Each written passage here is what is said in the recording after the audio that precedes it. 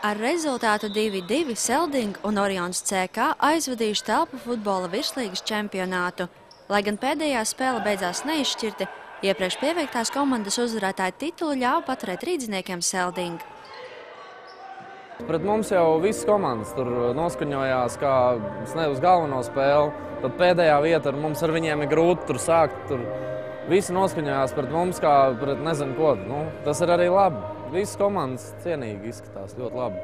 Gadiem ilgi veidotais Selding Kodols un Pieredze Ogres apriņķu futbola komandām veido nopietnu konkurenci. Šogad virslīgā par uzvaru cīnījās 25 komandas no Rīgas apriņķa, Ogres, Aizkraukles, Robežu un Ķeguma novadiem. Šobrīd tās ir viens no lielākajām telpu futbola komandas sacensībām, kuru attīstība atkarīga no resursiem. Daudz kas ir atkarīgs no resursiem. Halle ir viena šī, ļoti laba, bet viņa ir viena, un šogad ar 25 komandām jau bija ko turēt. Vienkārši jau fiziski jau gandrīz vairs nevar salikt to kalendāru, un ir tāda problēma neliela. Turpinājumā, jo vairāk komandu piedalīsies, jo labāk, protams.